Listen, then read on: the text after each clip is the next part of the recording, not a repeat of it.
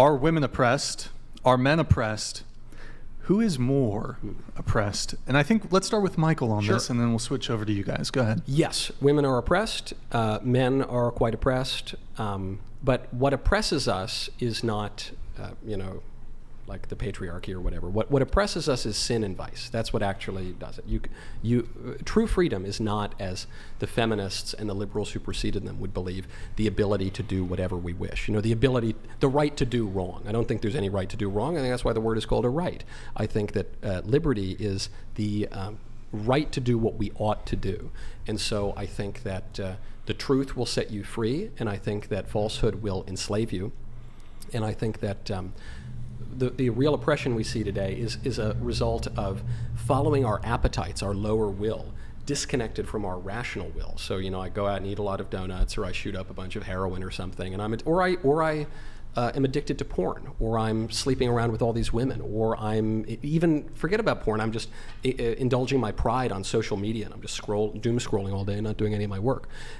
Those are oppressions because you can't escape them. Even when your rational will says, I've had enough drugs, I've eaten enough donuts, I've looked at enough porn, your appetite comes back in and says, give me more, right? And so you lose your freedom. To quote St. Paul, the things that I want to do, I don't do, and the things that I don't want to do, I do. So we are oppressed by patriarchy, because didn't you define patriarchy as like male sexual appetite and things like hookup culture? No, I think patriarchy truly is just, the reflection and the symbol of marriage of the relation between Christ and his church. Oh, because previously you defined it as things like hookup culture and... No, I said that we live in a patriarchy in as much as women are not dominant over men, right? And so I agree that women are still bearing the brunt of a lot of terrible things, but it's a perverted patriarchy, were my exact words. And so the true one would be the notion that man is the head of woman as Christ is the head of his church, which makes a lot of liberals shriek these days. But the way that this perverse patriarchy would be practiced today is that man is not like Christ to his church. Man is like a little demon in the Garden of Eden tempting Eve. So you define current oppression as basically modernity, like things like you said, social media, pride, gluttony, lust. No, I think real oppression really can only come from sin. I think and the wages of that are death. And so, the law can come in and act in a way that is contrary to justice, and that does happen a lot. But that doesn't really matter. You can be free in a prison cell. The problem for us, the far greater threat to our liberty, is the lack of ability to control ourselves and to live virtuous, flourishing lives. And you can't just blame some guy on TikTok for that. You can't just blame a law for that. So did you want to respond? Yeah, I guess I had a question. I do want to ask if you think religion is really good at suppressing that like proclivity for vice. And you would probably label you'd probably label something like pornography consumption as unequivocally a vice and something that oppresses us. Then why is it that in states that have the most evangelical Christians, we see the highest subscriptions to things like Playboy, OnlyFans, Pornhub? They still have hookers. Playboy's wholesome. I'm just painting more of a historical progression. It went from like obviously Penthouse to Playboy to Hustler to now, then to the strip clubs, pornography, restaurants, things like that. Why is that most rampant in red states, specifically religious red states? Yeah, I don't know. I mean, I can't speak specifically to evangelical Protestantism because I'm not totally, I'm not one, and I'm just not as familiar with it. I do know that in some of the Protestant denominations, they get a little bit more loosey-goosey on the sex stuff. Obviously, the Lambeth statement permitted contraception and a little bit weirder sex stuff for some Protestants. So I remain a mackerel-snapping papist, and I kind of believe the old-fashioned way that, to quote the great philosopher Norm Macdonald, sex is a filthy, shameful thing that should only be for the purpose of procreation within marriage. So I don't know, if you say, well, in Utah or something, they're looking at porn more, and therefore the Mormons are, hypocrites. Okay, maybe they're hypocrites. First of all, Utah just effectively banned porn because they forced porn companies to have an age, and Pornhub very tellingly said, okay, we're not going to do business there anymore because we rely on kids for our business. I guess my point is it doesn't seem like religion is a compelling antidote against the vices that you deem to be oppressive. If in these states that have the highest populations of religious people, your type of religion, Christian, why is it that they're indulging in these vices more disproportionately than liberals? Well, again, I love my Protestant friends, but some of them take a looser view of sexual morality than the Catholics do. The Catholics still have a very rigid view. So I think you're making a little bit of an apples and oranges comparison. Yeah, but furthermore, to quote La Rochefoucauld again, hypocrisy is the tribute vice pays to virtue, and religion is a public thing. So we want to pray. We can pray individually. We can avoid looking at porn individually. We can do whatever individually. But we're social creatures. And so if we live in a community that is more likely to put us in the near occasion of sin, we're more likely to fall into that. You know, today, porn is everywhere, right? You can't drive down the street. You certainly can't open social media without that. And if there's more temptation everywhere, you're more likely to fall into it, even if you know it's wrong. And so now we point to those people. We say, well, they're hypocrites. No, they're not hypocrites. They're human beings who have a standard and fall. You think they're fall victims to like just the rampant porn industry? Yeah, I think the porn industry certainly victimizes people. Do you think porn worsened it more than prior?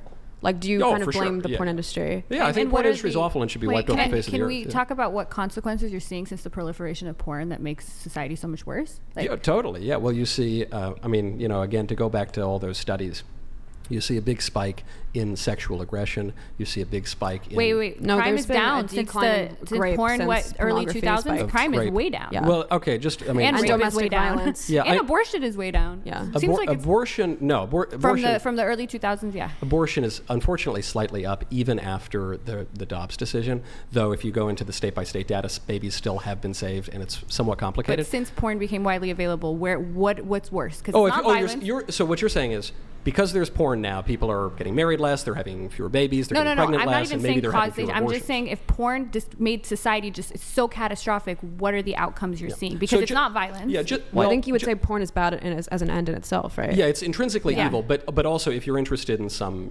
studies or something, and again, I don't even really buy studies, but I think it was 2010 out of the University of Arkansas, a survey of the most popular porn, not all porn, but the most popular porn videos showed 88% depicted sexual aggression, verbal or physical. There was a study that came out about 10 years ago out of Denmark that showed that regular porn use increased misogynistic attitudes, which I totally agree. There was another study that came out of, I think it was Indiana, a few years ago, which showed that regular porn consumption was correlated with sexual aggressiveness in both men and women, which I don't think is a very good thing. And then there was another study, I forget which state it came out of, in like 2015 or 2019, which showed that porn use and sexual interactions online for women were a reliable predictor of in real life sexual violence committed against them. So again, I grant you that there's a bunch of studies in the opposite I've got my direction, studies, yeah. but in as much as you do believe the social scientific data, there is a lot of evidence that porn has had disastrous consequences. Pixie, you had something I think a little bit before this. Go ahead. Yeah, basically, earlier when you were saying like, oh no, people aren't doing porn or watching pornographic content more often because they're surrounded by it, they can't help it. So even if it comes to a virtuous person, if they're surrounded, they're still going to fall prey to it. But to me, that doesn't necessarily track, and I don't want to be offensive here, but the Catholic Church, especially priests who are supposed to be surrounded by those who are holy, tend to have like some of the highest rates of like child abuse. No, they don't. I mean, there's obviously a child sex abuse crisis. It was 20 years ago, especially in the Catholic Church. And even recently, if we looked at like the past like 10 years, like enough has been done. Obviously, there's a lot of media attention on that, and it's a terrible problem. But if you compare rates of child sexual abuse within the Catholic Church to any other religious community, among Christians, it's flat. It's exactly the same as the Protestants. Among certain Orthodox Jews, it's actually significantly lower. And then my favorite statistic here, though it's very dark, is that the rates of sexual abuse from the Catholic Church against children is about half the rate as public school teachers against children. So it's all bad, but it's not particularly. From what I've seen, it hasn't. At least from what I've seen, that's not necessarily true. What I've seen is that... It's true. I can promise you. Okay, we'll fact check later. Or right now, actually, we could. But one of the specific reasons, and I'll grant you this, or grant this to the Catholic Church at least, is that the reason why the Catholic Church has higher rates of sexual abuse compared to Protestants is not because Protestants are necessarily doing it less, but it's because the Catholic Church investigates it more. But even they do investigate it a lot. I think the rate... It depends on which Protestant group you're comparing it to, but... And some Protestant groups. I do want to go to the question for this side, Farah, Pixie, and Jasmine. Are women oppressed? Are men oppressed? Who is more oppressed? Starting with Farah, and then we'll come this way. Kind of like patriarchy, I think oppressed is a hefty word. I prefer just the term marginalized, and I think women are marginalized more than men. Okay. Didn't we just say that women are graduating college at a higher rate than men? Like there are more women in college than men? Depends. But didn't we also say that the culture, women move in lockstep to male desires in terms of things like hookup culture and just the culture at large? Didn't you also admit that? I'm not saying women are in a good spot. I'm just saying, how is it that if women are the majority of the population, and they're represented as the majority in these apparently desirable places such as universities, you couldn't say they're marginalized because they're the majority, so they're not the margin. I think you could still be othered even if you're a majority, if there's a louder minority, yes. That's why I didn't use the term oppressed. That's why I used marginalized. Do you think men are louder than women? 100%. They speak more words per minute. I mean, that's just a fact. But that's because Shapiro brings up the That's true. Your answer, Pixie. Men and women are both oppressed. They're both oppressed in different ways. I do not like playing oppression Olympics because I think that both You can play. No, I don't want to ahead, play. They both have play the very, very legitimate reasons to feel oppressed. Okay. So that's where I stand. Jasmine, what about you? Yeah, I agree with that. I think men and women are oppressed, but I think if you're looking at who's more oppressed in a society and you're looking at what metric to use, I think the male-female one is really terrible. I think class and privilege and stuff has a way bigger effect on how oppressed you will be rather than your gender. Like if I was a guy, I think maybe my life would be maybe a little bit worse, maybe a little better. If I was in a different family, it could be different. It just depends on so many factors. But class, I think, is much bigger than men versus women. That's like the old school leftist view where you focus on class over racial or sexual identity. You know what's weird though is when you look at rates of depression drug use.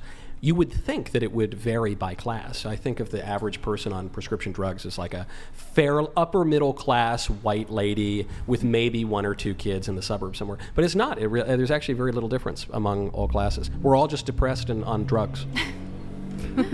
I don't know. I'd be curious to see that exact data point because I also know that it's harder for people that's like in the lower classes to be covered properly by health insurance and probably like get proper medication in general. Well, the lowest classes are on Medicaid. It's kind of that lower middle that has a little trouble. The opioid crisis isn't affecting people at Yale and law school. It's like there is a class. The cocaine crisis is affecting people. But cocaine people are still highly functioning, good attorneys and whatever on cocaine. You can't really do that as much on fentanyl. Yeah. But so I think class does affect. Especially the kind of drugs you get addicted to and all that. Well, and especially to your point on class, like the fact that people in the lower socioeconomic classes are much less likely to get married and much more likely to have kids out of wedlock. To me, this is one of the most, bringing it all the way back, this is one of the most evil aspects of feminism, is that a lot of the supposed feminists don't really practice what they preach. In fact, I think a lot of elite liberals don't really practice what they preach because they're more likely to get married, and they're more likely to go to some school, and they have less sex as well, less casual sex. Less casual sex, and they do so. But the way they talk is they say, "No, man, we need total liberation. We need a revolution, man. Whatever, you know." And then, unfortunately, it's the lower socioeconomic classes who buy that garbage, and they ruin their lives. I agree with you there. I think we need to do a better job of explaining to people, like for me, I do sex work. I don't I don't advocate for everybody to do that. Why not? Because I think you have to have a specific type of temperament for it. You have to be willing to understand the consequences for it. Like me, I thought about my values. I thought about who I was, and it aligned with that. If you're like 18 and you don't know what you're doing, I don't know if it's a good option for you to jump into. I don't even think it's a good option for you to jump into marriage either. You have to think about who you are and who your values are. You want to be prepared to be married. I thought you were going to say you didn't think it was a good idea for me to jump into sex work, which would have been very offensive. I think you'd be fine. I think you make a lot of money. Come on, you're going to make me you two together. Should he start a couples page? What if Michael Knowles started like a cigar review OnlyFans? I like that. I was thinking I'd recite Italian poetry on Only. That would be good. Do you speak Latin? Shirtless? A little bit. Shirtless. All right, calm down. Whoa, okay. Listen, pump the brakes a little bit there. Okay. Do you think you would come to regret doing the Not me, OnlyFans? but I think some people would. You don't think there's a chance you'll come to regret it? No. Why would I regret it? If, say, you wanted to get married and have kids and you found it harder to... I don't think so, because I think that I typically like men. Like, for instance, I always tell this story. Like, I didn't have any social media before I started OnlyFans. And like, one guy I was on a date with was like, "Oh, I love that because you're not showing off your body." I just ghosted him. Like, I don't like men like that. I like men that have similar values to me, where they don't correlate modesty with morality and that they don't really care. Do you think that guys who... look at a lot of porn and are very pro porn, and do you think they tend to make better or worse husbands. Well, we know that the ones that Yeah. actually have issues with porn, the biggest predictor of that is moral incongruence. So Catholics should not watch porn. It seems to have really negative impacts on your marriages and lives. But if you're not Catholic and you don't have negative attitudes towards porn, you are way less likely to have issues with it. Do you think that if you watch porn a lot, you're really into it, you're more or less likely to step out on your marriage? I don't know if there's any data on that. Well, you said a lot, so you're adding kind of like an Upwards data of, would upwards of suggest. 90% of Overconsumption. men watch porn. I don't know if men who watch porn are more likely to cheat. I haven't seen anything to indicate that, nor would that even be my... The social scientific data that I've seen would suggest that regular porn use is associated with all sorts of vices and pathologies, and including marital infidelity. And so that would be one thing you wouldn't want. You wouldn't want your husband sleeping around with other women. I don't mind if he watches porn, and I think a lot of women don't. But if what I'm saying is, if watching porn made him less virtuous, and even just the fact that you're trying to cook for the kids, right, and you're trying to do something, and he's just in the bedroom somewhere, selfishly doing something that's kind of shameful, and you don't brag about it, even if you're broadly I in watch favor of porn. it. What am I supposed? I'm supposed to tell him you don't do it, and I'll do it. Yeah. Well, no, neither of you should do it. Neither of you should I do want it. that clipped. Neither of you should do it. But you should not let your own personal eccentricities, or call it vices, stop you from recognizing them as vices per se. It's not hypocrisy to have a standard and fail it. And I fear that because we today have suggested that it is, a lot of people recognize their problems with what they're doing. Maybe you like porn a lot, but there are a lot of people who worked in the porn industry who have had terrible outcomes. They leave the industry, they say it was just awful and abusive. And I'm with the sex-negative feminists on this. I think it's really degrading to women. And another statistic: 97% of the recipients of violence and aggression in pornography are women. It's usually not the men. Maybe in some cases. That's but why it's usually the OnlyFans. women. You should be pro OnlyFans then, because it eliminates a lot of that. Democratizing the pornography industry. I don't know. I don't know that would shrink it, which would be my goal. But even It shrink the abuse, which it has. It's the most ethical form. It's the most ethical form Yeah, to watch I don't- and to I don't know. An ethical porn to me is sort of like a vegan lion. Well, you or just said really you have to wet hold yourself fire. to a standard. You're deciding that standard based on your values and your religion. But I'm coming to my values through reason, I guess is what I'm saying. I think that people have a conscience. I think that broadly speaking, our faculties of reason can tell us that, we all agree murder is bad, right? And we just think it's objectively wrong. It's not just wrong because we kind of feel it or we've decided it in some social science committee. It's just objectively wrong because there's a transcendent moral order that's objective and we can reason about it. So I think we can all come to certain conclusions. Then why haven't we? Why? Well, we have for most of history. Well, no, murder, we're pretty much like all, and that's an interesting thing. Even abortion, like social attitudes haven't shifted much because murder, people are still like, this is wrong. But things like casual sex, porn, sex work, our reason is obviously failing. Maybe we malfunctioned evolutionarily in 2024. Yeah, no, we're fallen for sure. We have all sorts of people still commit murder. Why too. is that reason, whatever reason you're having, why is that not spreading? Because why is that not persuasive enough to convince people? Because we're much less reasonable today than we've been in the past, and because, in fact, a lot of people deny objective truth. I mean, it would seem you've all accepted my premises that I've just articulated, that there is objective truth and a transcendent moral order, and so, you're the creme de la creme, I guess. But a lot of people, if you went onto the street and you said, is there such a thing as objective truth?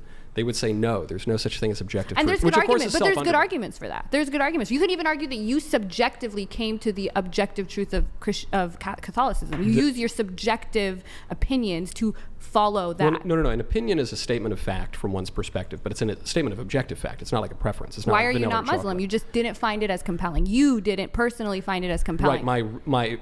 Applying my reason to facts, I found one to be more reasonable than the other. And you could find a subjective. very reasonable Muslim who could sit across and maybe in future debate you here, and they would have. I mean, to give the Muslims. Ben Shapiro used his reason to go to. That man is not a Muslim. No, I know, but he thinks Judaism is the truth. So you're all using you're still it's still a subjective. Listen, he's a very smart guy, but he gets a few things wrong. Yeah. Okay. So sure, people disagree and they come to wrong conclusions plenty of times, sure, but without believing that our reason is somewhat reliable, then we can't even really communicate, right? I mean, there's just no objective reality that would even make this intelligible. Quick